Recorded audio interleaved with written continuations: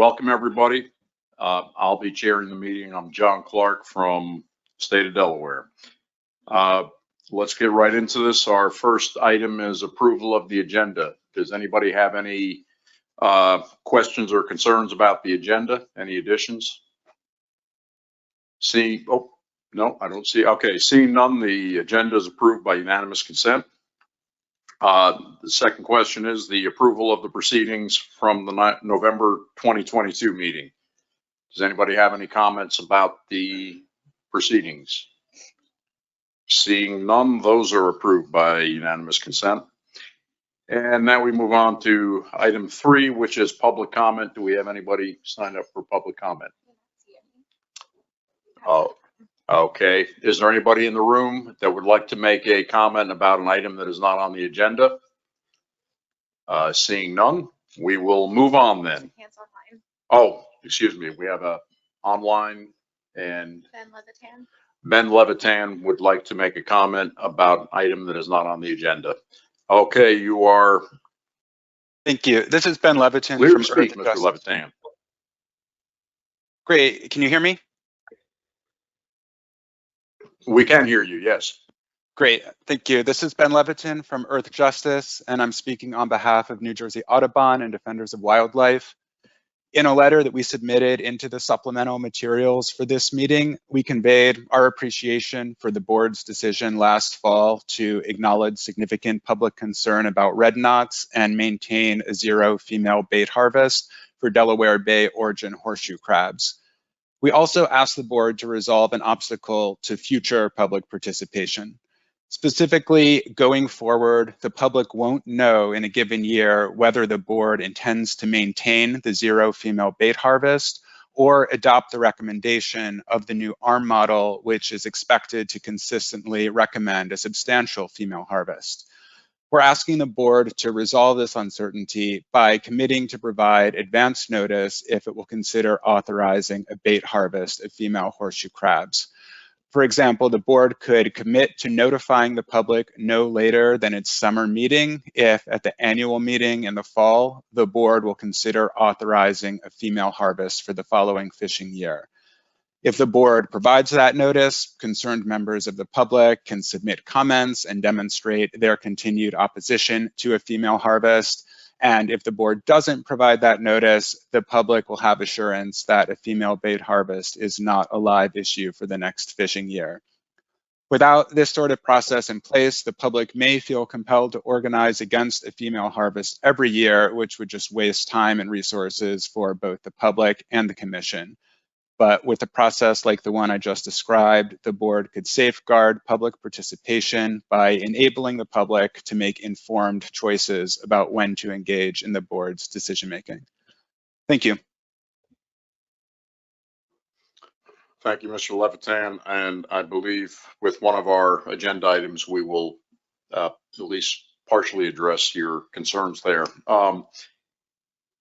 That was it for public comment. We will now move on to agenda item 4, which is to consider the work group report on biomedical best management practices. And this is an action item. Thanks. Take it away, Caitlin. Thank you, Mr. Chair. So I'll just give a presentation on the work group's recommendations on the biomedical best management practices.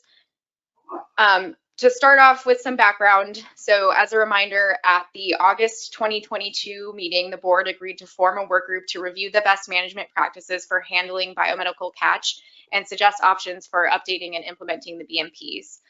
This was based on a recommendation from the plan development team that no action was needed related to the biomedical mortality threshold that's in the FMP, but that the board could continue to annually review estimated biomedical mortality levels and also form a work group to address and improve upon the biomedical best management practices. So the work group members are listed on the slide here, and they included state and industry representatives who are technical experts in horseshoe crab biology and biomedical blood collection processes.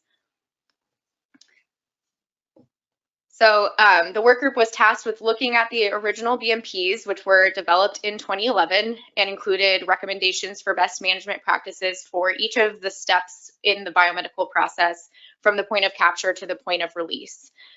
These BMPs are recommended but are not required by the Commission's FMP. The FMP does include some requirements that relate to biomedical collections, including the states are required to issue a special permit or other specific authorization for harvests for biomedical purposes, and that horseshoe crabs taken for biomedical purposes must be returned to the same state or federal waters from which they were collected. And then additionally, the FMP requires states to report the number of biomedical horseshoe crab collected, the number bled, the number of observed mortalities, and the number of horseshoe crabs that are released alive on an annual basis. So this 2023 work group met 5 times this winter and spring, and they reviewed the BMPs from 2011. And the product of these meetings, which was included in your board materials, is an updated draft BMP document. This updated version includes additional context and background information on the biomedical industry and fishery, the purpose of the BMPs, the relevant FMP requirements, and a modified list of BMPs that were recommended by the work group, as well as additional research recommendations. The work group also recommended changes to the flowchart that shows the steps in the biomedical process. On this screen is the old chart from the 2011 document, and then this is the modified chart that's recommended by the work group. And the changes here are getting at trying to more accurately describe the process and include the practice of in-water holding of horseshoe crab between the point of capture and being transported to the facility, which was not previously recognized in the BMPs from 2011. So just to walk through this, we start at the point of collection of the horseshoe crab, and then there's the possibility that they might be held in water for a short period of time before being transported to the facility where their blood would be collected. At the facility, they're held and inspected for bleeding. So there are some crabs that are accepted and they would get their blood collected, and then other crabs that are rejected for reasons such as looking damaged or unhealthy would go back into holding until they can be released. So all of the crabs that are bled also go into holding, and then all of the crabs together are released alive to the state or federal waters where they were collected. All right, so I'm now going to go through the recommended changes that the work group proposed to the BMPs themselves. I want to start by saying that the recommended changes were mostly to reorganize and streamline the BMP document. The main changes that are in the document are that the overarching BMPs that apply across the process were moved up to the top, since these are pretty important for general handling practices. Similarly, some of the BMPs were recognized or moved to different sections to better align with the biomedical process. And as mentioned, the work group also added a section related to in-water holding BMPs. In general, though, most of the 2011 BMPs were maintained in this document. Sometimes 2 BMPs that were covering similar issues were combined to reduce redundancy, and there were some cases where edits were made to reduce specific details like temperature ranges in order to make the BMPs more applicable across the states or regions. And this means there's not as much detail in these BMPs as some folks might have been looking for, but the work group agreed that because of the range of different environmental conditions and regulations across the states, it would be difficult to specify some of these aspects in the BMPs because what's best in one state may not be best in another state. So in the next set of slides, I'm going to go over each section of the BMPs and highlight some of the more major changes. The first section of BMPs covers the overarching practices that apply to the whole process. So in the first bullet, language was added about avoiding anoxic conditions, which was not previously addressed. And then in the next bullet, which is avoid prolonged exposure of gills to fresh water, this was moved into this section from a different section to make it clear that this should be avoided at all points in the process. The last 2 highlighted bullets were also moved up to this section from other sections. The first of those was modified from the previous version. The 2011 version read, return to the water as soon as possible. If not being returned to the area of capture, ensure that conditions, salinity, water temperature, et cetera, are similar to those found at the harvest site. And the revision, which is highlighted here, states, return horseshoe crabs taken for biomedical purposes to the same state or federal waters from which they were collected. And this change was intended to be consistent with the language in the FMP requirements. And one bullet was removed from this section because the work group thought it was redundant, which was generate written procedures for all handlers of horseshoe crabs, covering all steps in the process from collection to release. And there is another bullet in this section about written agreements, which outline practices and expectations. The next section covers the collection of biomedical horseshoe crabs. The first change is in the first bullet, which now reads minimize tow times for targeted horseshoe crab trawl tows. The work group recommended removing specific tow times, which were previously defined as 20 to 30 minutes, because the work group felt that there was not sufficient data or information to substantiate this number. And in the second bullet on proper care and handling of horseshoe crabs while sorting and placing into bins, the work group recommended changes to highlight certain practices to minimize injury to crabs. So we have avoid dropping, tossing horseshoe crabs, etc. And then in the fourth bullet on night collection, language was added to say when permitted by state regulation. This recognizes that some states do not allow collection of horseshoe crab at night. More details were added to the next bullet about not collecting or returning soft-shelled or undersized horseshoe crabs in addition to those that appear unhealthy. And the last bullet was moved from a later section to this one because the work group wanted to recognize that crabs that have been marked as being bled already in the last year should be returned to as soon as possible, rather than be collected and brought into a biomedical facility at all. This whole section on in-water holding is a new addition that the work group recommended. In their discussions, the work group recognized that this practice does not occur everywhere and that there are not yet a lot of technical studies to provide guidance that could be included in the BMPs, but they did want to add the section and provide some general guidance. So the recommendations here are to include minimize holding time, avoid overcrowding, monitor water conditions, temperature, dissolved oxygen, salinity, and minimize exposure to stressful conditions, as well as follow state guidelines on holding conditions where applicable. In the transport to facility section, there was a minor change to add that transport containers should also be protected from heat as well as sunlight. And then there were a few BMPs from the 2011 work group that the work group recommended be removed from this section. So the first of those was a BMP that said to maintain temperature between approximately ambient water temperature at the time of collection and 10 degrees Fahrenheit below ambient water temperature. The work group discussed this at length, and they ultimately decided that the range of normal temperatures and environmental conditions in the range of states that have biomedical collections are variable, and they wanted to have BMPs that could apply across the board. So they couldn't determine a temperature range that would be the same for all areas.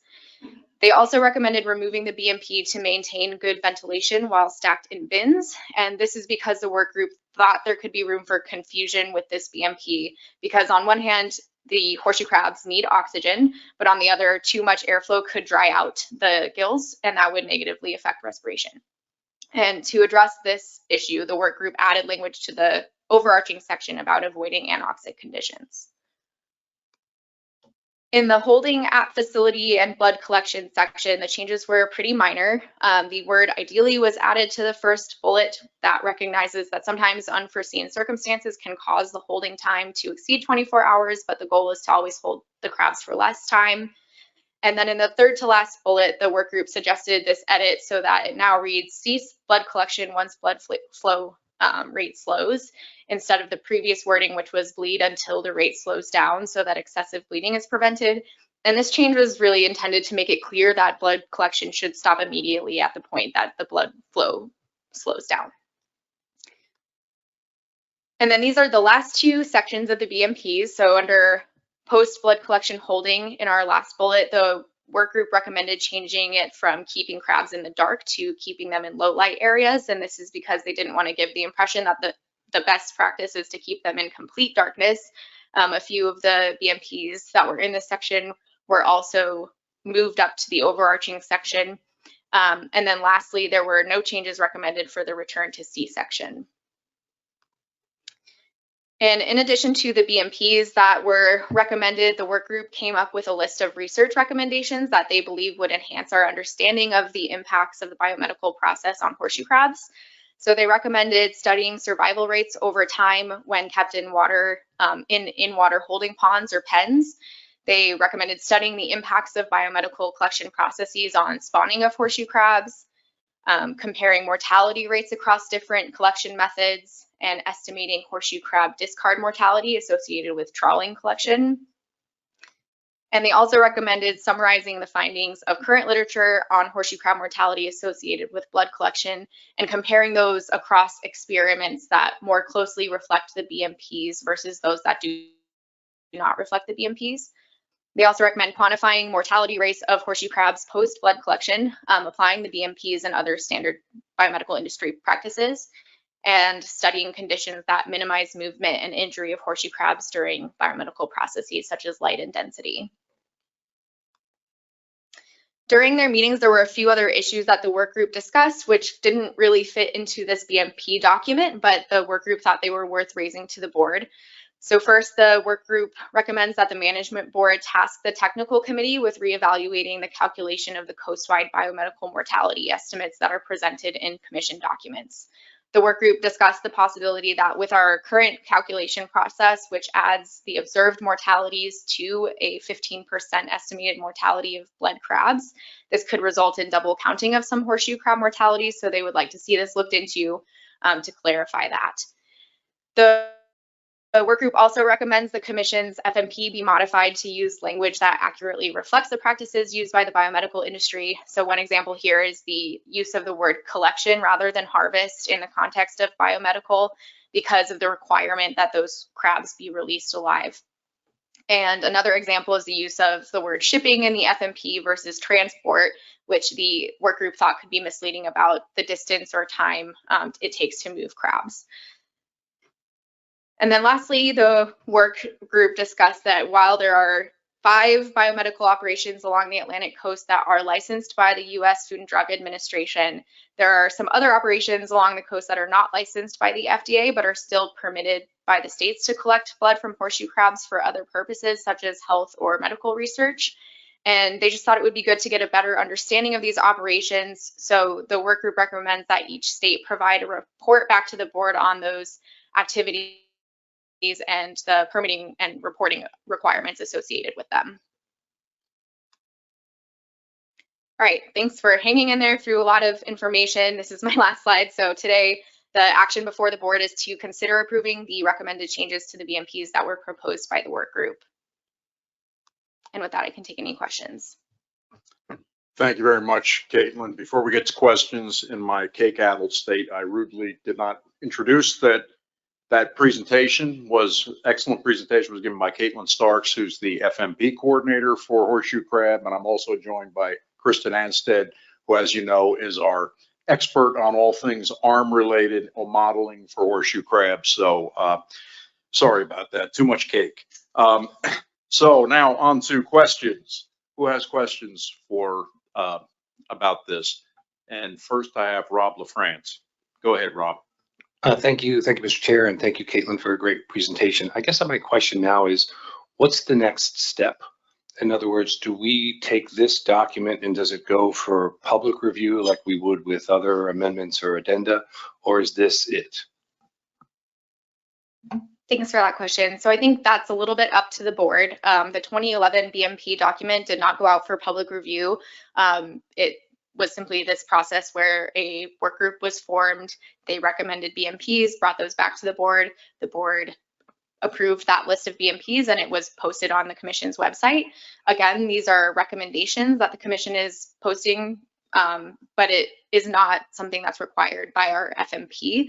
So if there's an intent for that to be different, then I would need guidance from that. Well, my own point of view, just on response to that, I would love to see this actually, because there was a fair number of people commenting on this, and slightly differential. And I think there was a lot of information provided about future research. And my sense is both of those things would be worth another go around, if you will, with some of the public who are very interested in the species.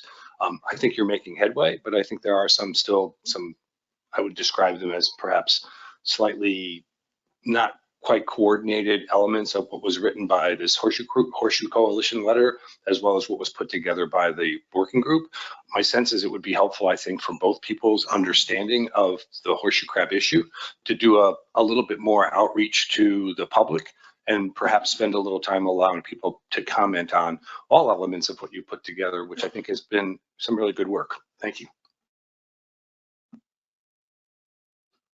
Thanks, Rob. Next, we have Chris Wright. online. Yeah, I had a couple questions. In the one slide you added, or the group added on the word observe. And so who is going to be doing the observation? Is that going to be the state law enforcement folks? That was not clarified in the edit. Yeah, thanks for that question. So the work group did discuss that it made sense to them that it should be up to the states to decide who is doing these types of audits or observations, since they have different processes within facilities and states regulations. So they did not clarify who would be responsible for those. Okay, and then the second question that helps me. The second question was that a lot of times they tag the bled crabs, that as far as my recollection is, but for those rejected crabs, do they also tag those so we can get the mortality rate on those that are actually released? I do not believe so. So they're just tagging those bled crabs. That is my understanding. Yeah, I'm just wondering because I know, they were talking about recommendations regarding, mortality rates for those released crabs, but if we tag a proportion of those, we might be able to get some information from if we tag those also, if they're already in the facility. Anyway, those are my two questions. Thank you. Thanks, Chris. The next question is from Dan McKiernan. Dan will pass. Any other questions? I see Justin and then Jeff. Go ahead, Justin Davis. Thank you, Mr. Chairman. So I guess I'll return back to Rob's earlier comment about public comment. I think I agree with Rob that there might be some benefit in sending this out for public comment. I can't see any harm in that, given that, we're not up against, as I understand it, some sort of deadline to complete this. We're probably not likely to take a look at it again anytime soon, since it's been quite a while since we updated these. But I do think, and I'd be interested in hearing opinions about that around the table, but I do think then we'd have to think about what do we do with that public comment? So what would be the next step? Would that public comment go back to the working group and then they would have to decide if they want to make any changes to the document in response to that comment, or, so I think that would have to be worked through. But I guess I'm just interested in hearing opinions around the table and expect to hear something from Tony here on that. Tony, you want to just quickly and follow up, Justin, just to, as the board comments on that, to understand the intention. So these currently are recommendations. They're not requirements of the FMP. Typically, we don't go out for public comment on things that are recommendations. Would it be the intention of the board to ask the states to make this a requirement in some way, shape, or form? I don't know if that would be in order to get the permit. This would be a requirement of the companies or not. So just as you are commenting on that, to try to have a better understanding, because what are we asking of the public on these recommendations? Thanks, Tony. Thank you, Justin. And next we have Jeff Brust and then Ray Kane. Thank you, Mr. Chair. I guess before I get to my question, I just wanted to respond to Justin. I don't really see any issue taking it to public comment other than how you finished with what would we do with that. To Tony's point, if they're just recommendations, and I appreciate that clarification because that was going to be one of my questions. What do we do with that public comment? I would hope that we can keep these as recommendations. I agree with a lot of the things that are in this document. I don't think that we are, I think there's enough variability across the coast and across the different collection facilities that there is a one size fits all that makes these requirements. And so I would hope that we can keep each, give each facility the flexibility to work within these recommendations to use what fits their operation most appropriately. And, notwithstanding that, certain states can take any one of these recommendations and make them regulatory in their own state, but I don't think they're we're ready to make these essentially compliance criteria for all operations equally at the same time. So I guess that's my response to your question. And I guess I just had one other question, maybe to Caitlin or to Kristen. There was a bullet in there that said, review current literature on biomedical collection practices, especially those that are following the BMPs to reevaluate the mortality rate. Is there any new research, or are we just going back to the studies that have already been reviewed back in what, 1.5, 2 decades ago? And I'd be just curious to know if there's anything new, or if we've just got the same list that we've had for a while now. Thank you. Thanks, Jeff. I believe there is one newer study that was not used, but this is something that we would be looking at through the Horseshoe crab assessment update process. So regardless of what happens coming out of this meeting, it is something that would be looked at throughout that process as well. As you remember, in the 2019 benchmark, they reevaluated that estimated mortality number by doing a metadata review of all of the research that's out there.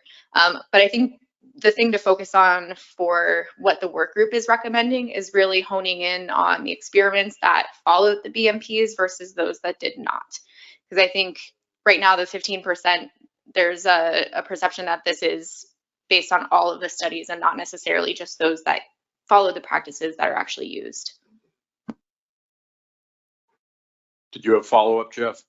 I thought about it, but no, I think I'm good. Thank you very much. Okay. Next, we have Ray Kane. Thank you, Mr. Chairman. I've never studied the physiology of a horseshoe crab, but it's come to my attention by both captains of otter trawlers and beach pickers.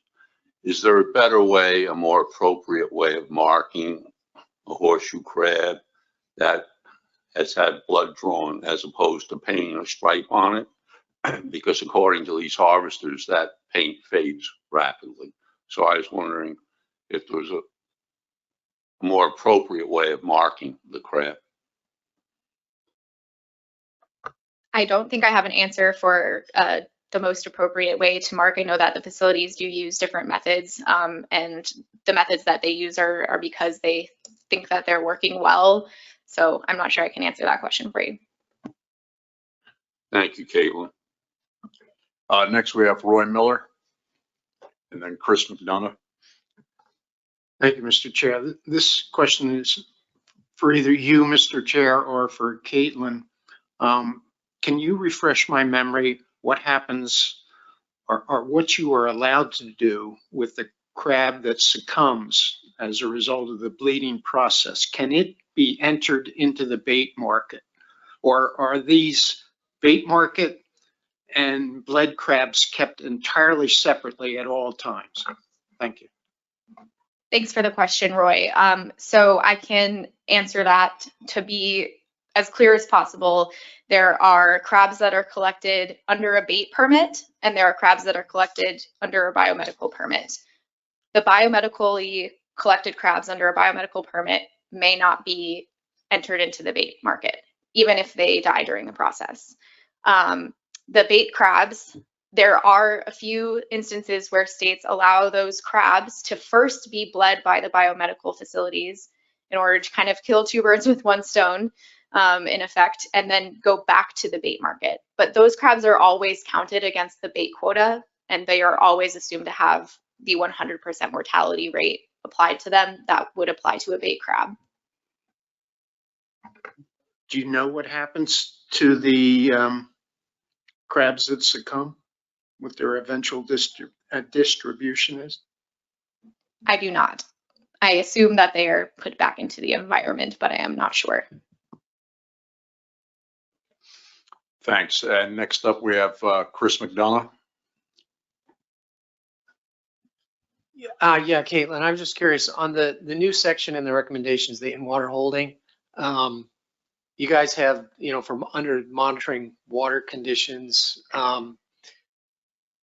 you guys aren't really recommending any minimum environmental standards, and I'm assuming that's covered under the last bullet, follow state guidelines on holding conditions, because then it would depend on the location in the state. Yep, that's correct. So there are differences in water conditions that these crabs are being held in.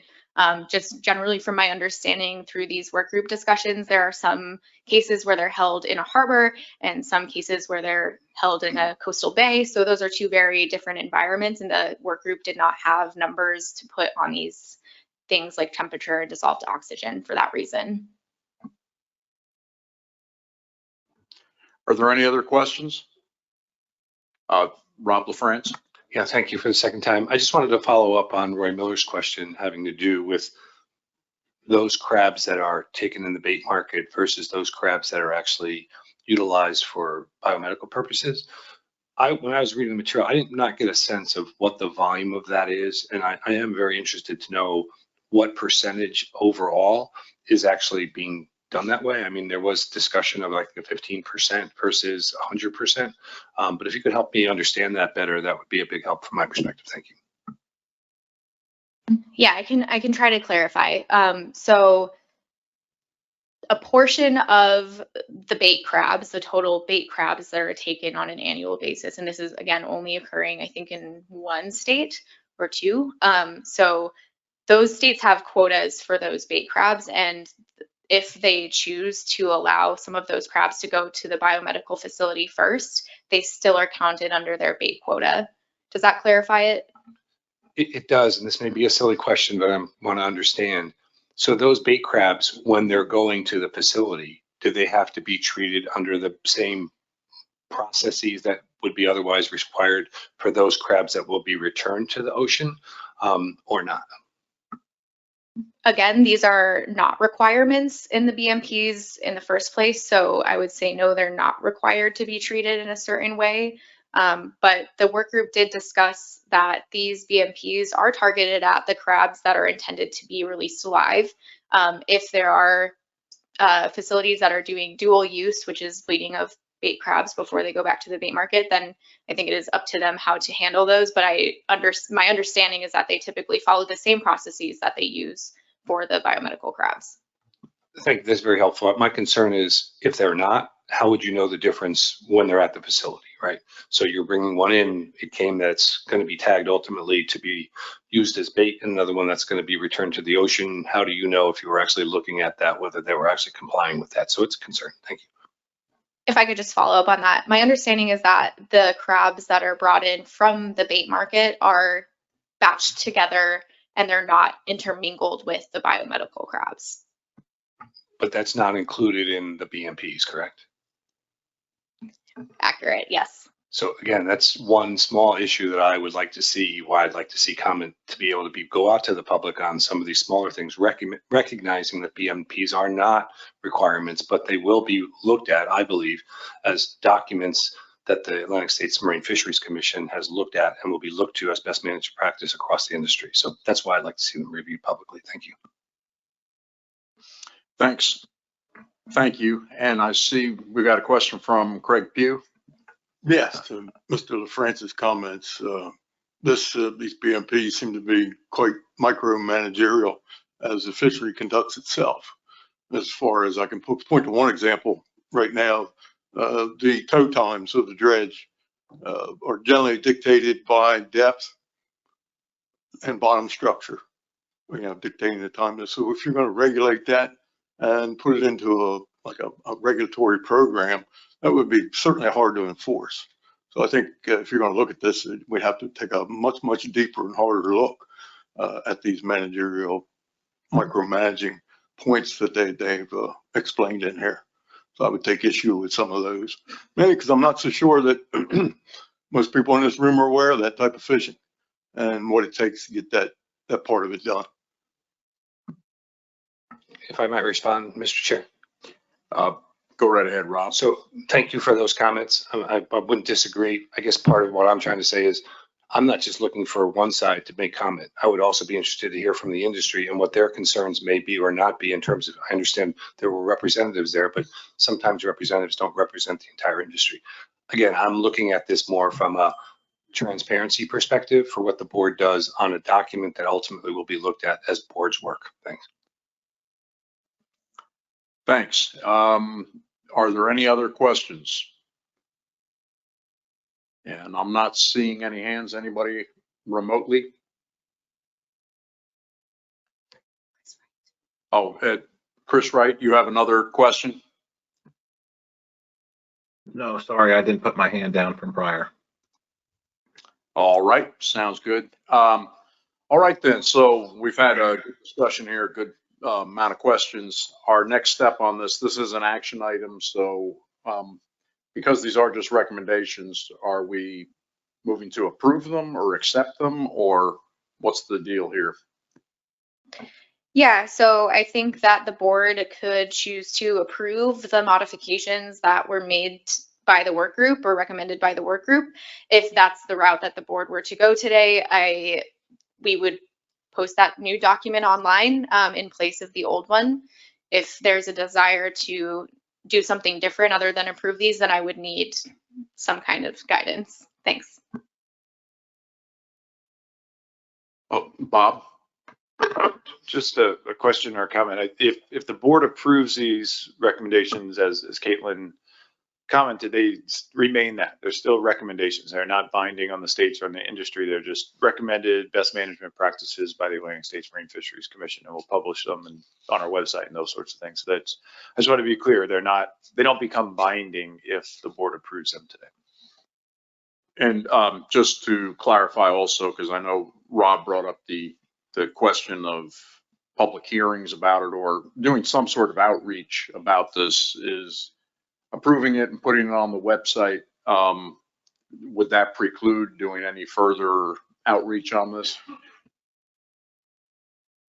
Go right ahead, Bob. Yeah, thank you, Mr. Chair. Well, we don't really have a mechanism to do public hearings on a suite of recommended best management practices. I think, I'm not sure where the board is on this, but if if we wanted to open up a 30-day public comment opportunity or something like that, that could be done. But I'm, again, back to maybe Justin's question of what are you going to do with that feedback that you get? So I don't, we could do that. I'm just not sure where we go with that. Thanks, Bob. So just to maybe summarize, the board can either approve, these will be posted as the recommendation, put on the website, maybe a press release done about it, or if, as you mentioned there, if the board preferred to have like a 30-day comment period or something to that effect, the board could move to do something like that at this point, or that would work. Okay, so we have a couple options here. Does anybody want to put forward a motion? Dan McKiernan?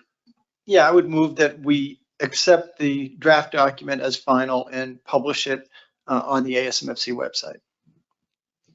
Do we have a second? I see Mel Bell.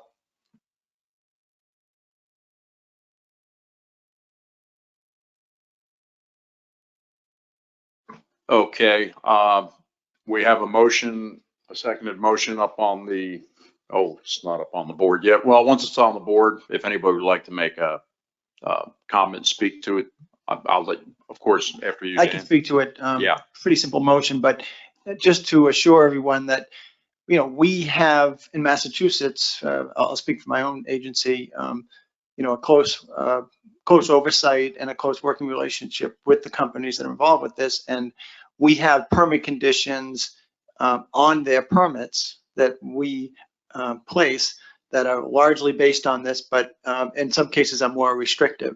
So, and we will continue to work these issues, not only with the processing firms or the biomedical firms, but also with the harvesters, because there's been a shift in the harvesting,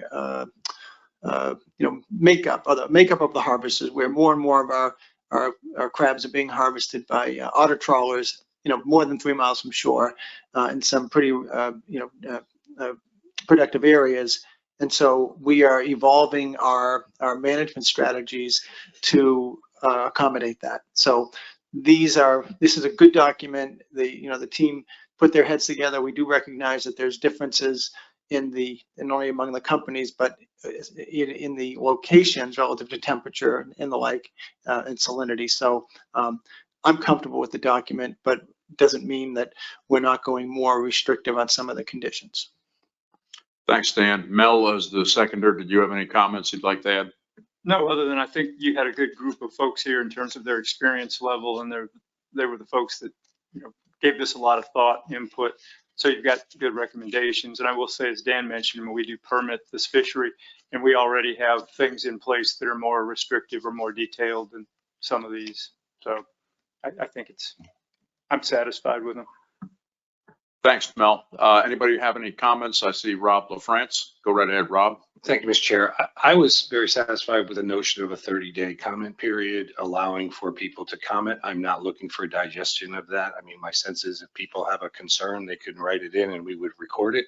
I don't know whether that needs to be added to this, but if it was something that was just left open where staff could review and just send to this board any comments that came in from the public, I do not believe that we're going to get into the minutia of trying to deal with it, but I do think it would be helpful for all of us to understand if there are concerns. So I guess I'm looking to what Bob had recommended and wondering whether we can just ask that you post it on the web, and if people want to comment, they're given 30 days. I'm not looking for anything else. Thanks. Go ahead, Tony. So Rob, I guess a question back would be, if we do post them for comment, but you're approving them today, what are we doing with those comments? I think that's for the next go around, right? I mean, at some point in time, people are going to say they either liked them or they didn't like them and why they did or they didn't, but we are adopting them today based upon the work of the working group. I guess all I'm saying is if it's almost like taking an exception to a decision, you're able to put on the record why it is you didn't like it. If I could just respond to that quickly, I think that the work group, first of all, did discuss that these BMPs are meant to evolve over time. The original work group that put them together in 2011 wrote that into the document, and this work group maintains that and does expect that there could be future changes to the BMPs.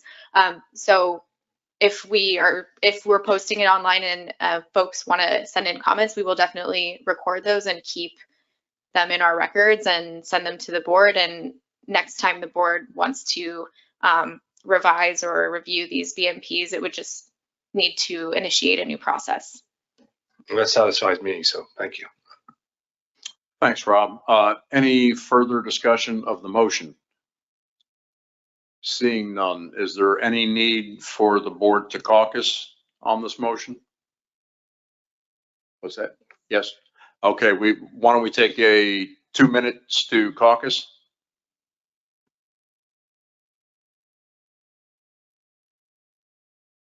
Okay, before we call the question, we did have another comment from Chris Wright. And Chris, you're reminded to please mute yourself after you make your comment. Thanks. Oh, I had a question just clarifying on the motion. Is this just on the BMP document, or are we going to discuss the recommendations later that the group had? This is just on the BMP document. All right, are we going to have a discussion on the recommendations then? Are you referring to the next agenda item or? Okay. No, they had sure, we could discuss those after we take the vote. All right, thank you. Okay, we've had time to caucus. I guess before we do a vote, is there any opposition to the motion? Okay, seeing none, I think we can have the motion approved by consent. Okay, so before we move on from the subject then, as Chris just brought up, he wanted to speak to the recommendations, right? Okay, so I guess at this point then, since Chris, you brought it up, would you like to make a comment? Yeah, yes. I'd like to just have a little discussion on the recommendations. The one recommendation that I was interested in and we might be able to take action on now is the other non-FDA organizations that are in part of the industry that are still bleeding, but we're not tracking those. I'm a little bit confused. Are we just not tracking those in the state reporting? And if not, I think we might be able to get that resolved today, because in my mind, we should be tracking those folks also.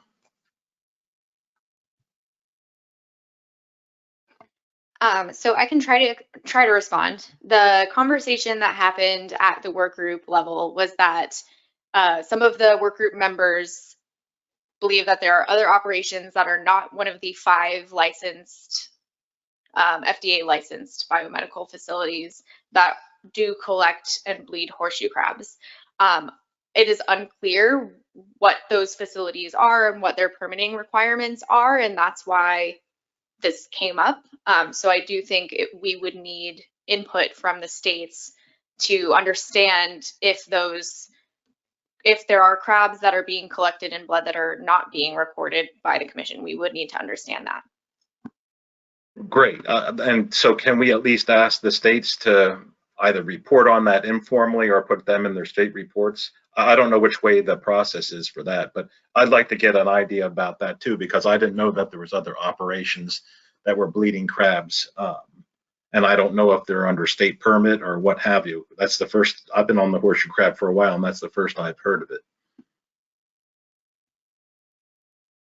So I think talking with Tony, it seems like it would be a good idea to send a questionnaire out to the board by email after this meeting to try to get at some of these questions.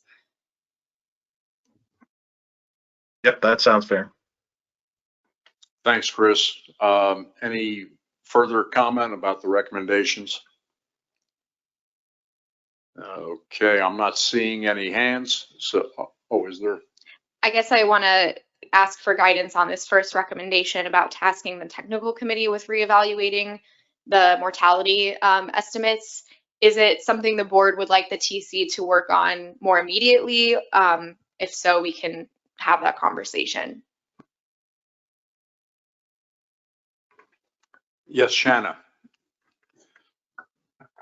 Thank you, Mr. Chair. And maybe this is just a clarification. I thought that when Jeff asked his question regarding this, it was clear that the biomedical mortality would be looked at when you do the stock assessment update, which is coming up. Thank you. These are 2 separate issues. I know it's a little nuanced, but there is the 15% estimate of blood crabs that are assumed to die. That's what we are referring to with the stock assessment, where they would review all the literature related to that. And then this question is more specifically about when we calculate the number of total biomedical mortalities in our commission documents, are we double counting any mortalities? So right now, when I get reports to me from the states that include the number of mortalities, they have a column, usually that's observed mortalities, where the crabs are at some point, but from collection to release, observed to die. And then we also have a 15% applied to any crabs that are bled. And so the question is getting at whether there's any double counting there.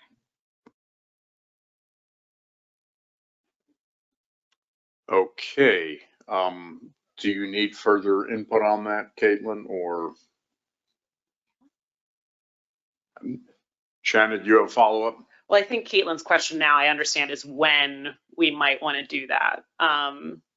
Is there something that we can roll into the stock assessment update? Like, is it necessary that we tackle that right now? Or I just feel like we're tasking you guys with a lot of stuff, and we're talking about potentially tasking with you more things at our next decision point. So I'm trying to figure out what works best.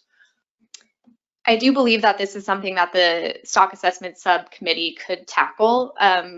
When we do the stock assessment, we will want to validate the data on biomedical mortalities, and so I think this would fall into that. Yeah, that makes sense. Okay, so a new task has been added then, huh? Okay, now does that Is that the end of the discussion of this item? Or is there anything else that anybody wants to bring up about the BMP? Oh, Mr. Beal. Thank you, Mr. Chair. Just back to the 30-day comment period. I'm not clear if that was a consensus of the board or Rob brought it up and are we doing that or not? We could, if the board wants to do it, we can do it. Or if there's, consensus that we don't need to revisit or have additional public comment right now, we could do it. Obviously public comment at a later date before we update BMPs the next time. So it just wasn't clear on the record of whether we're doing it now or not. Well, that makes two of us, Bob, but let's see. I've got a couple of hands here. Mike Luisi and then Jeff Brust. Yeah, thank you, Mr. Chairman. I'll just say that in my experience, I think that it's more frustrating for an individual who wants to make comment to something like this, to make that comment with no expectation that the board is going to consider making any changes at this time, as kind of what was discussed with Caitlin's idea about when this is revisited again. Perhaps we could fold in some of the information we hear from the public. I think that even if you don't open a public comment period for 30 days, you're going to get comment based on the actions that were taken as a result of the press release that goes out that states that the board approved these best management practices. And if you're engaged in this discussion, you're going to go online, you're going to read the BMPs, and someone's going to get an email about it, probably Caitlin and John, as well as other shark collection permits that you'll be getting soon. But that's just my take. I think you're going to hear what you're going to hear, and I don't know that a 30-day comment period with no action on top of that is necessary at this time. Thanks, John. Thanks, Mike. Jeff, and then Rob LaFrance. Thank you, Mr. Chair. I think I agree completely with what Mike just said. I don't understand why we need to put a time certain on the review period. We're going to get comments. We get comments on all our other completed actions as well. So it'll be on the web. People can comment on it. At some point, yes, I think that those comments should come back to the board. And, it's been 10 years since we looked at these last time, 12 years maybe. Perhaps if we get a substantial number of comments, the board hears about that and we consider when the next update comes. But again, I don't see any need to put a time certain review period on this. Thanks, Jeff. And Caitlin, you have a response. Yeah, I just kind of want to add on to something that Jeff said. So our typical process with receiving comments outside of a specific comment period is that if those comments come into our comments inbox or to staff directly, we save those and we put them in the materials for the next board meeting. So those comments would come back to you in the following meeting after they're received. And we can certainly compile them all and save them in our records for the next time the BMPs come up as well. Thanks, Caitlin. And Rob, you had a comment? Yeah, I did not know that was the process. So in many ways, I guess I was trying to maybe simplify it so you would only keep those for 30 days. But I mean, again, to the extent that there are comments, and I think the comments are not only on the BMPs, but they are on some of your other research recommendations. I think we will get comments, and as a member of the board, I would love to see them. So to the extent they're going to be in the next materials, I'm satisfied by that as well. Thank you. Thanks, Rob. And Mel Bell, you had a comment? Yeah, I was just going to say, I mean, Rob's right. We'll get comments and we will see the comments. And Mike's absolutely right. My fear is having a process set up where you're actually asking for comments on something that you already made a decision on. That wouldn't sit well with me if I were, commenting. So I think we've got it set up properly. Thanks, Mel. And was the idea that we would have that in the press release, would say, if you have comments, send them to the comment box? No. I'm full of good ideas. Okay, so the comments will come in regardless. Got it. Okay. Is there any further comments on this subject? All right, seeing none, we are going to move on to item number 5, which is to review potential processes and resources required for evaluating management objectives for the Delaware Bay bait fishery. And Caitlin, you have another presentation on this. Yes, you have to listen to me again. All right, so I'm gonna go through this pretty briefly. This is in your materials. There was a memo on this, so this is just to summarize what's in that memo, to provide the board with some ideas for thinking about evaluation of the management objectives for the Delaware Bay horseshoe crab bait fishery. So in November 2022, the board adopted the revised ARM framework with Addendum 8, and it set specifications for 2023 for Delaware Bay bait harvest. That was set at 475,000 males and 0 females. And at this time, the board discussed forming a work group to evaluate the current goals and objectives for the management of the Delaware Bay horseshoe crab fishery. So that's why we're bringing this back today. So what we did as staff was come up with a couple of options for ways that the board could go about evaluating these management objectives. So I'm going to run through those really quick. The first one is a stakeholder survey. The second is a board work group process. And the third is a more in-depth process that would look like an ecosystem management objectives workshop similar to that, with the one that was done for Menhaden. So the stakeholder survey idea concept is that this would be our kind of lower end of resource requirement intensity. For personnel, we would be looking at ASMFC staff along with 5 or 6 board members to develop the survey.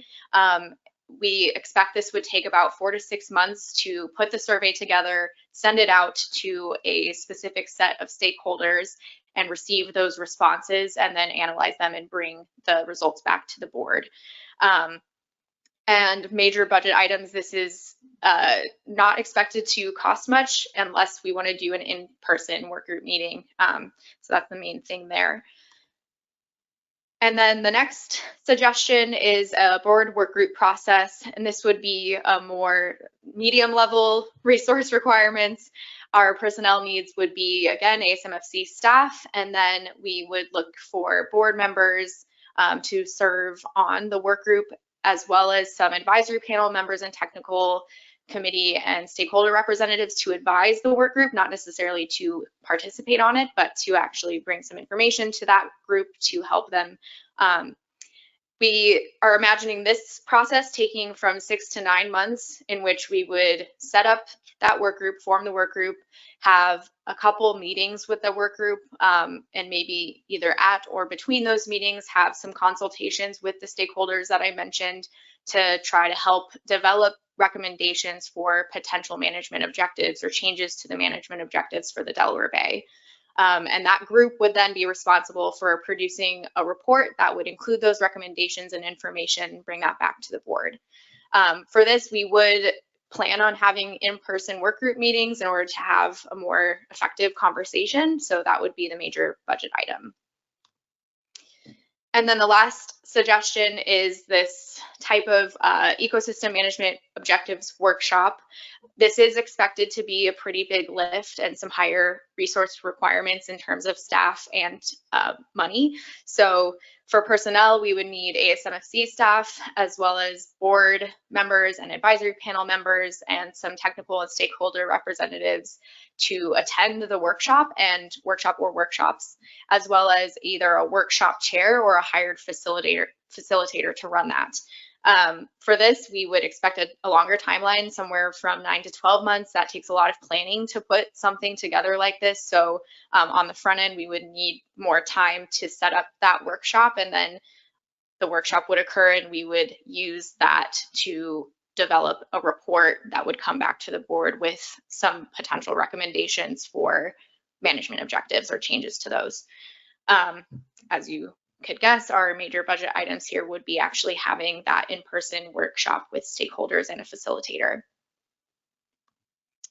So the next steps for the board today are to discuss what your intentions are with evaluating the Delaware Bay management objectives.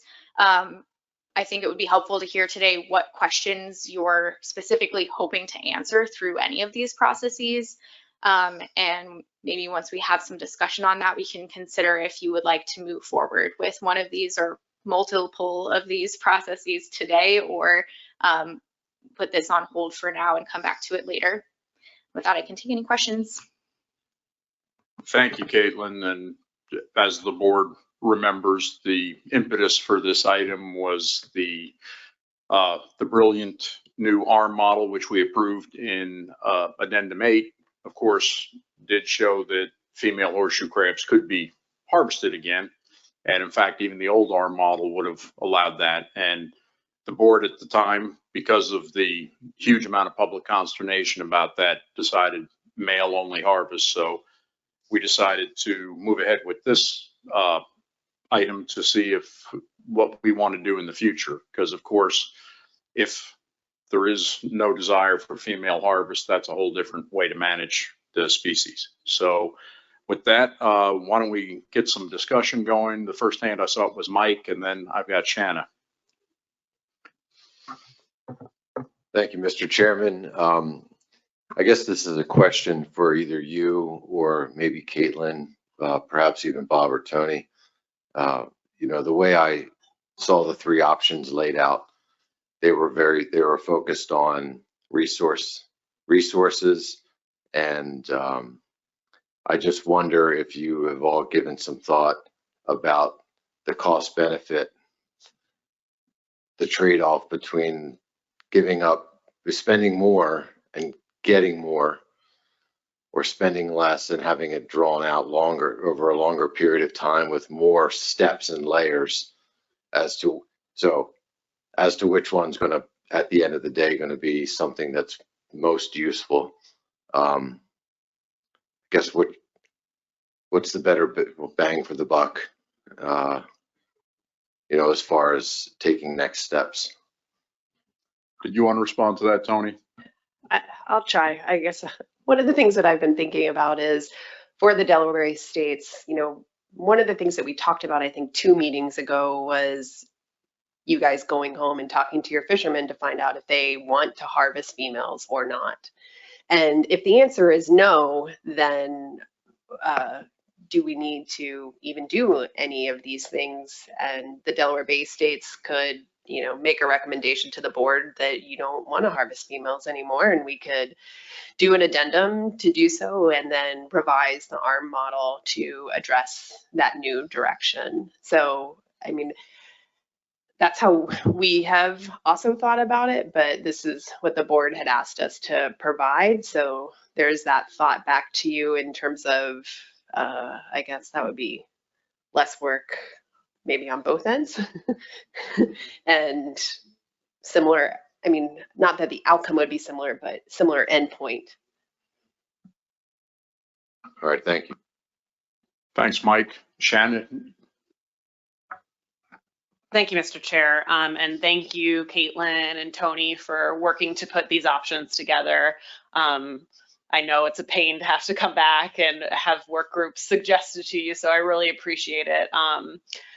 The thing I kind of wanted to start off saying is I was a part of the original EMO workshop. I was staffing it at that time, and I don't think that we're at that point just yet. So to Tony's point, I think that the very first thing that we need to consider doing is asking that tough question, because that question is really what forms the objective statement that we have for the ARM right now.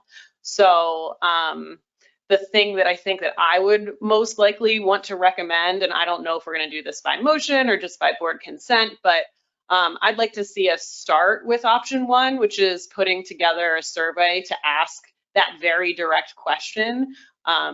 Do our constituents want us to harvest female horseshoe crabs? And if the answer is no, then I think that really helps us outline what that objective statement is. I think it might still lead us to potentially going to option 2, because we still really as a board need to define what our objective statement is to help you define as the stock assessment subcommittee, the ARM work group, what exactly we're asking you for, because I remember being stuck in that back and forth of being a scientist, not exactly knowing what my managers wanted. So I want to make sure that we're giving you the best and most clear information possible. So from my standpoint, I think that we start with option one, put together some very pointed questions to our stakeholders from the Delaware Bay states and ask exactly what they're looking for, and then we come back and reevaluate and see what our next steps are.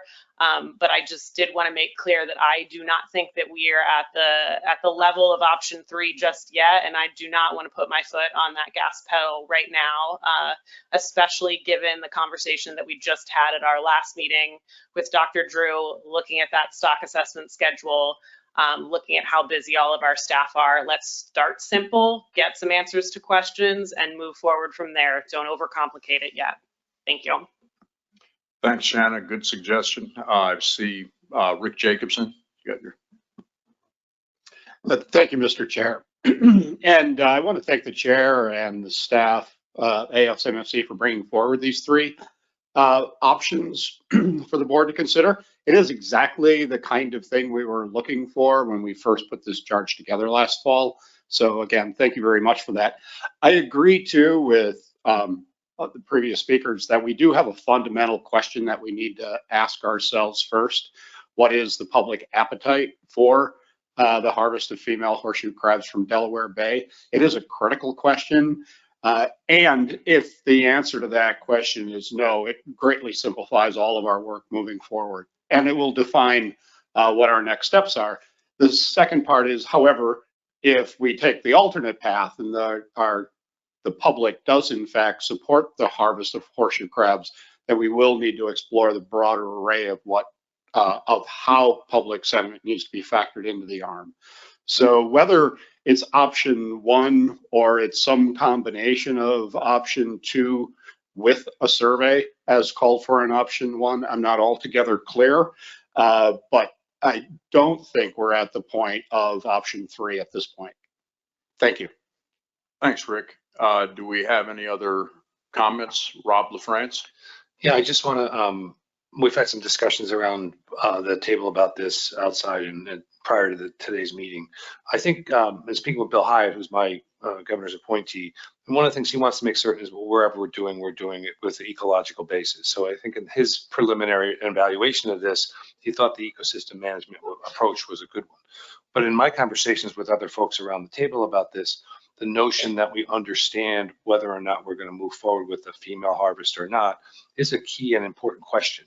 I think once we come to some semblance of that, I just don't want to see us not think about option three in the event that we get there. In other words, even if we have females off the table, what does that mean? I mean, in terms of an ecological perspective, but in parsing it out, moving from one maybe to some semblance of two makes sense. From what I've heard thus far, from a technical perspective, we're probably not ready for three, but I don't think we can forget about three. Thank you. Thanks, Rob. And I don't believe that starting with option one would preclude us moving to either the second or third option. And Caitlin and Kristen are both nodding in agreement to that. So at this point, is there anybody else who would like to make a comment? Do we have anybody? Craig Pugh. I'm in a bit of a precarious situation here. I've become one of the old new guys in our commercial fishery in Delaware. So I still remember the collection and usage of female horseshoe crabs. However, during the closure of that, we have a lot younger group of commercial fishermen now that don't really realize what benefit that is. So do we use that as a benefit here? Is a question that kind of conflicts me because I grew up with the usage of that. But knowing that most of my younger generation is unaware of that experience and have become accustomed to what we have today, the female horseshoe crab appetite, I believe, has waned off in our commercial industry. That's as honest and as truthful as I can be. I would like, however, to somehow hold on to the ability or the language to some extent, in case things were to change? Do we have that option? The sustainability and feasibility of those fisheries, if become available, do we continue with that option? In some fashion, I'd like to see that.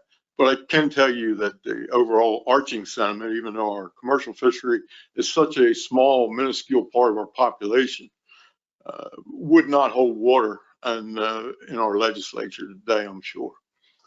More than likely, even if we allowed it here today, it would probably more than likely be legislation would be passed to eliminate that option.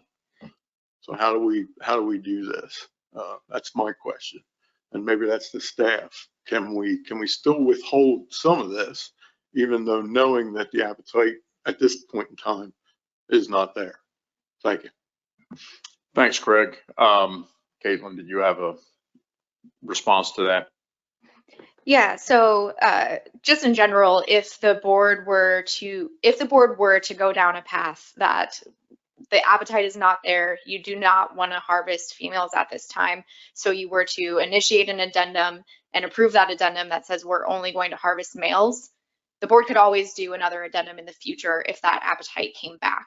So there is always the opportunity to modify the management program in that way.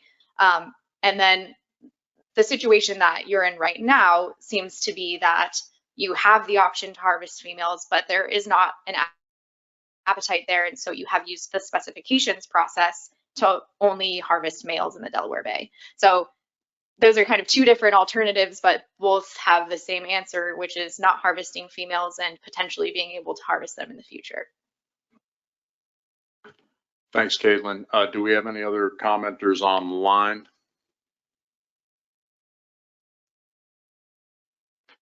We do not.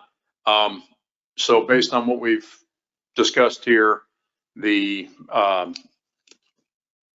view of the board seems to be to move ahead with option one, trying the survey of the stakeholders. I agree with Craig. I know in our state that even though the ARM would allow female harvest, the board, of course, did not allow female harvest. We are moving ahead with just a male only harvest, but even just the possibility of female harvest has really brought out a lot of opposition to any horseshoe crab harvest. So it's definitely going to be a fraud issue, but I think the survey would be a good place to start. Do we need a motion on that, or is the board comfortable with just moving ahead with the survey by assent? Oh, Tony? Not a motion. I just want to make it clear that it's not our intention to send this survey to the world. We intend to hit the major stakeholders. We would like the states to make sure that their industry members are a part of that survey, and we can work with you, the 5 Delaware states, to make sure either we get those email addresses or you guys facilitate that. But I just want to make it clear that it's not the entire public that we are sending this out to. That lengthy process would be, I think, of some benefit to those stakeholders that we have. It would, I guess, sort of, it may dampen hopes, but it's information I think that could be extended out and should kind of lower the seas. I would appreciate that and welcome that.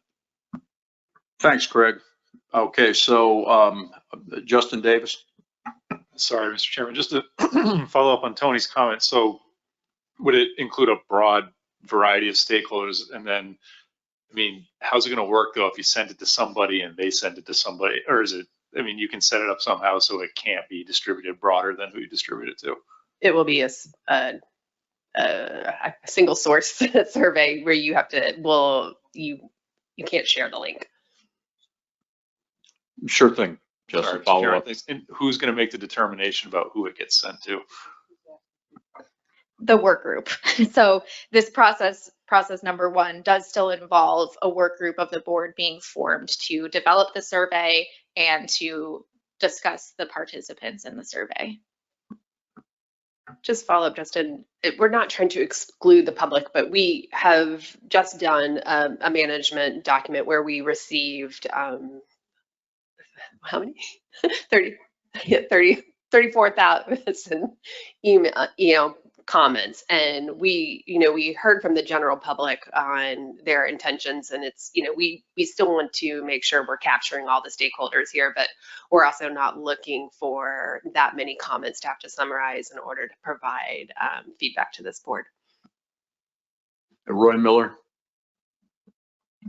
Thank you, Mr. Chair. Craig and I were just discussing who constitutes a stakeholder in this particular case. Does a non-harvester like a Audubon Society member, could they be considered a stakeholder? Thank you. Yeah, I think the general stakeholder groups that we discussed are the fishery, the commercial fishery for bait harvest, the biomedical fishery as well that occurs in the Delaware Bay, and then environmental groups that are also involved with the Delaware Bay ecosystem and have been involved through the process of the development of the arm. So those are, I think, our three main general stakeholder groups. We actually have ecotourism for horseshoe crab spawning now, so something else to think of. Dan. Yeah, good luck with this. I have two recommendations. One is I think you need to broaden the stakeholder consideration from the commercial side and not just talk to harvesters, because then you might want to talk to dealers, you want to talk about the users of bait. And if you don't have a horseshoe crab fishery in Delaware Bay, it puts more pressure on states that do. And so I just want that to be understood, even if you don't put people from Massachusetts on that list. But I would recommend when you do this survey, you hire a facilitator and maybe bring some of the principals together and see if people can stop talking past one another. I think there needs to be some mediation to get some common ground. Thanks, Dan. And Rick, you had a comment? Yes, thank you.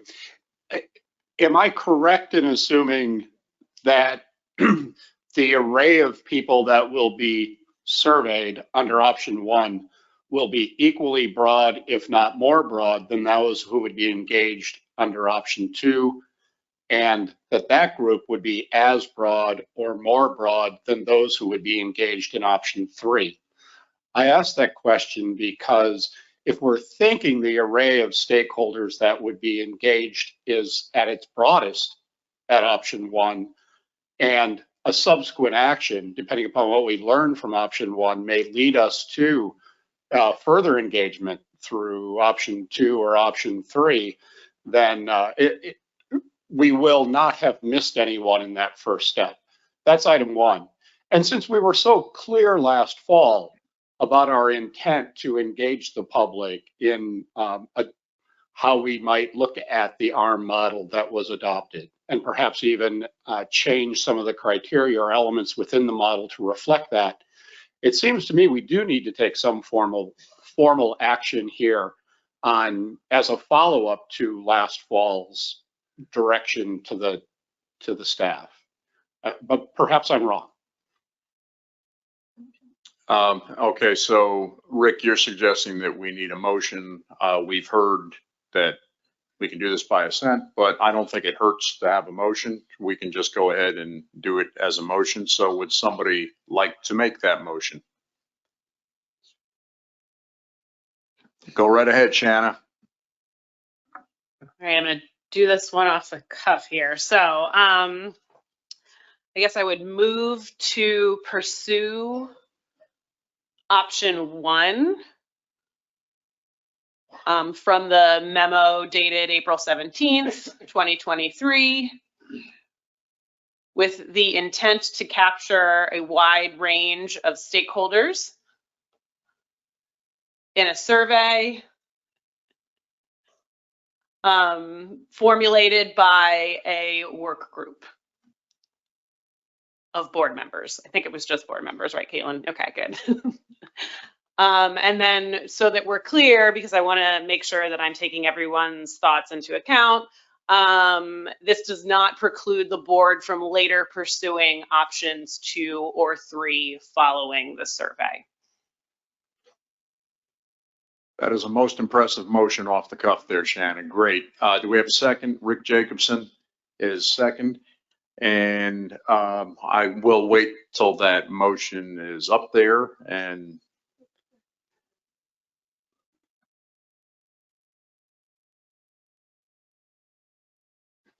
okay, is that looking like what you thought it would look like?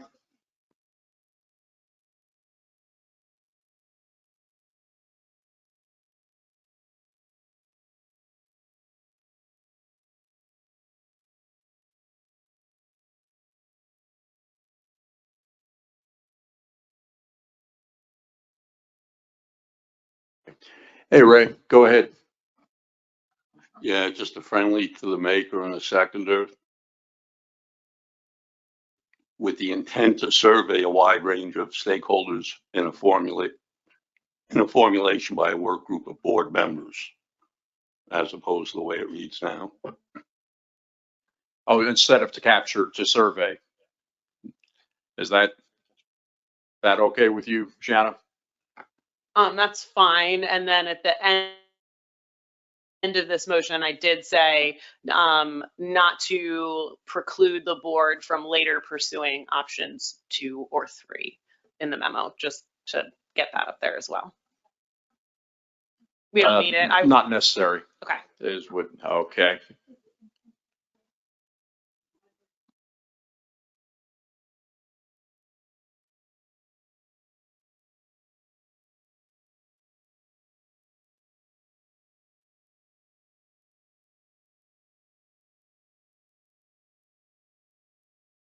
Yeah, we got 2 surveys in there, don't we? Everything's on the fly here, so just.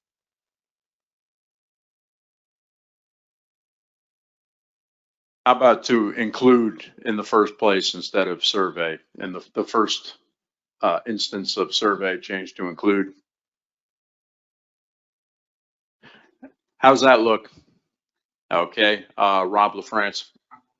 I guess I just want to understand, I think some of the dialogue here by the board was that we weren't going to preclude options 2 and 3. I just don't understand why that's not, why we can't put that up. I mean, is it just left unsaid because of the record, or is it, I mean, my sense is this may be the first step of future steps. Yeah, I'm leaving that to Bob. Yeah, no, it's obviously part of the record here and the intent of the board to move forward with that, depending on the results of the survey. So it's fair game and it's not precluded, but it Fair doesn't need to be necessarily in this motion. Fair enough. I just wanted to get that clarified on the record. Thank you. Okay, is there any further discussion of this motion? Not seeing any. I don't believe there's a need to caucus. Is there any opposition to this motion? Seeing none, let's consider it approved by consent. And that ends this item. Oh, yeah, we just have other business. Is there any other business come before this board? Because we do have other business, but it's not board. It's not Horseshoe Crab board business. Okay, okay. Are we good? Up for, okay, Chris Wright, go right ahead. I have a question. Are we going to get the board members for the work group now or later? We're going to do that later, Chris. Okay, thank you. And Malcolm, you have your hand up. Malcolm Rhodes, you can go right ahead. Thank you, Mr. Chairman. I was trying to get in on the first discussion, and I really wanted to thank Caitlin and her working group for that job on the BMP. In these days, as we're getting into more and more multiply resistant organisms to test for sterility is vitally important. It's much easier to not catch a disease and have to treat it, and especially as we're getting into more resistant ones. So I applaud that and what this industry's done. The one thing I was wondering if at some point, and it may be a year from now, if we could get some experts in to discuss the recombinant / synthetic LAL efficacy versus the one derived from the horseshoe crabs. More and more we see this being thrown out, and the U.S. Pharmacopoeia has not allowed that for a lot of products, and especially for vaccines, because our current LAL made from horseshoe crab is the gold standard. It's hard to find any up-to-date information that I feel is acceptable, and I think it would help the board, at some point, just put a marker in to have someone address the board on that one issue. Thank you, Malcolm. Is there any response to that, or? Thanks. I'm not sure I'm entirely clear on the question, so I just want to ask a follow-up. Is it your intent to have an external presenter come and provide information? Is that what you're asking for? Whether it's external or if it's internal, who could do it? It may have been a decade ago, may have been longer. We had the board was addressed by someone discussing LAL and the recombinant alternatives to it. Whenever we get letters or when you're reading the newspaper or press clippings, you're kind of inundated. Well, use the synthetic. And I think it would be good for us to know, if it is as effective, and, where we are of this substance versus the recombinant alternatives. I don't know if that would come from someone in the industry, if someone in one of our groups has the expertise to go through the literature and find appropriate, peer-reviewed studies, but just to inform us fully about